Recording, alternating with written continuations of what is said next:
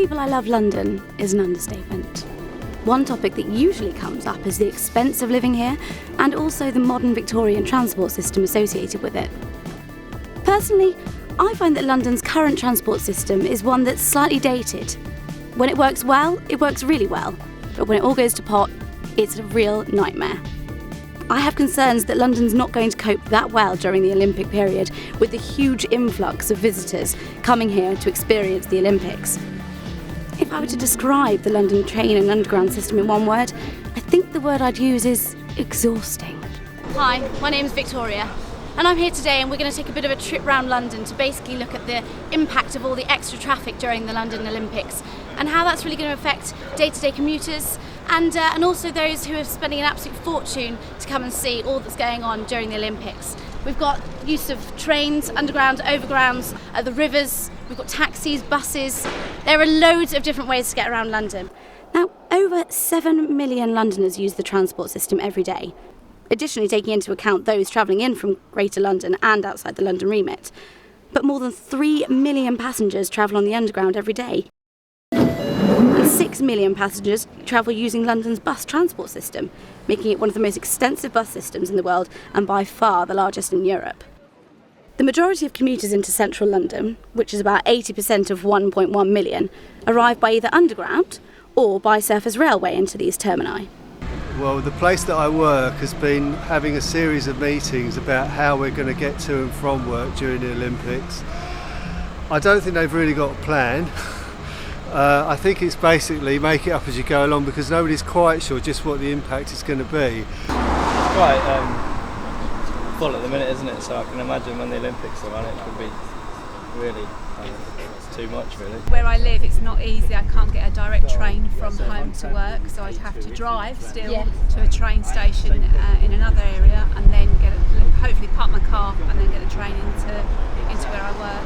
I think the run up to the Olympics at the moment is quite bad because there's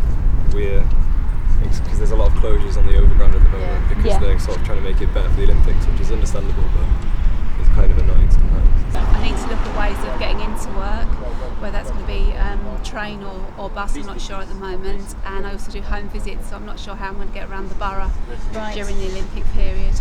Because what I do, I'm a designer, I can work from home, I've got exactly the same equipment at home as I've got at work.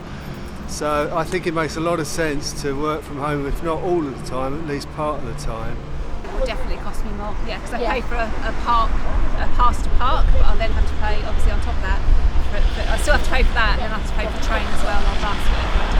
So does that kind of put a cloud on your enjoyment of the Olympics, or are they kind of two separate entities? It's just another issue. I just have to be, I suppose, more planned in how the time it takes me to get to work and cost. I mean, are you even aware that things like there's transport using the river and things like that? I'm aware of it, but I suppose it's a lot more expensive than you. Speaking with various commuters today has pointed out some additional issues. Even those who work locally within the Olympic zone are not that sure how they're going to get around, and they might actually have to revert to alternative means of transportation, which they've not yet considered. Some are worried that they're going to be affected financially, so they could be late or missing work due to transport difficulty.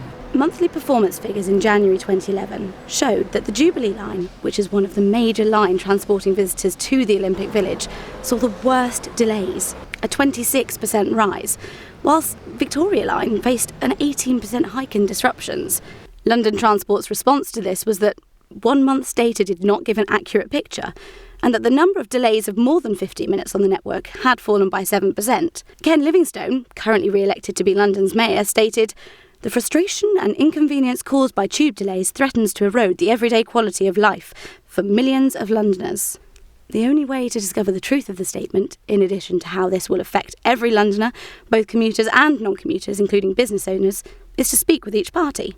According to a media pack released by the London 2012 team, businesses in London and near venues elsewhere in the UK is highly likely to be affected.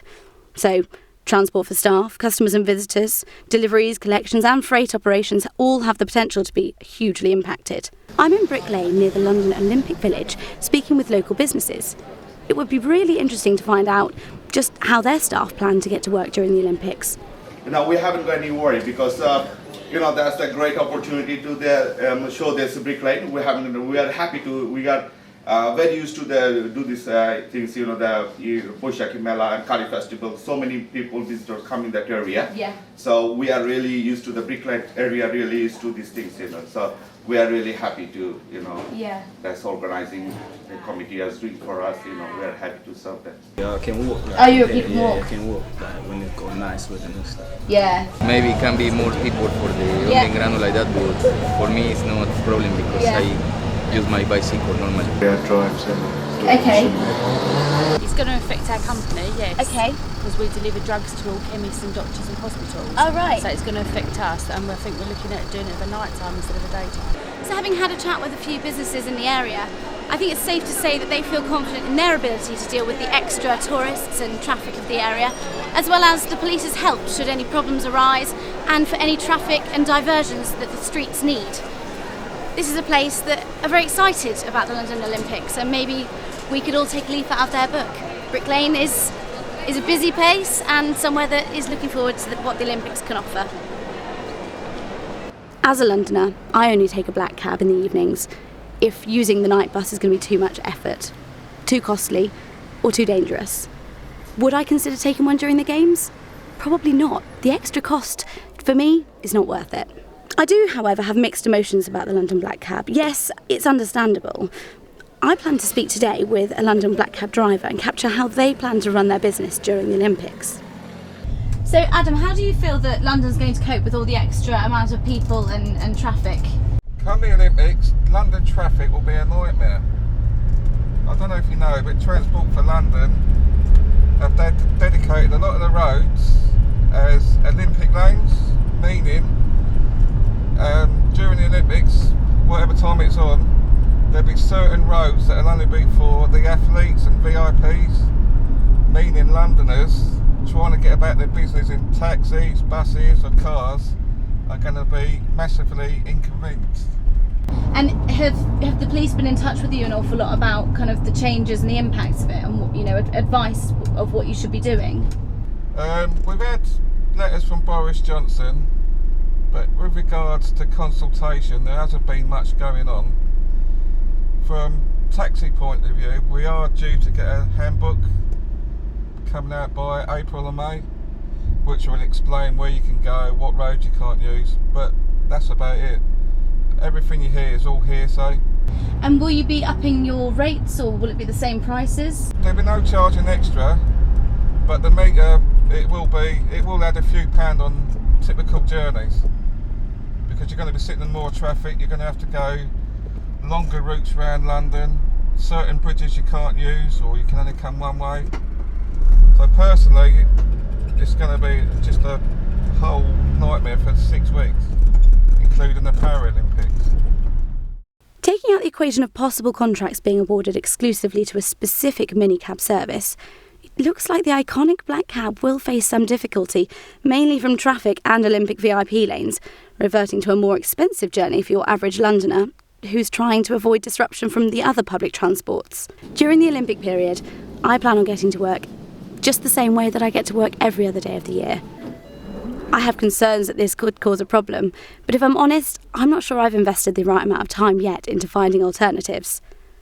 So having met a range of different people today, including members of the general public, people who work in the transport trade and local business owners, I think it's quite safe to say that generally people are feeling quite optimistic about the Olympics and the effect it's going to have on the transport system. I think there's concerns that we do have a very old Victorian transport system which maybe hasn't been updated just in time, but that it's something that's worth the risk and the potential problems in order to be a part of something so massive in our country, which is really a once-in-a-lifetime opportunity. As a typical commuter living in London, I think my advice to you would be plan ahead. There's loads of information out there, loads of advice. It might take slightly longer, it might be slightly more expensive, but hey, this is an experience to get involved with. For any more information on how to commute or travel around the Olympic, visit the following: www.tfl.gov.uk.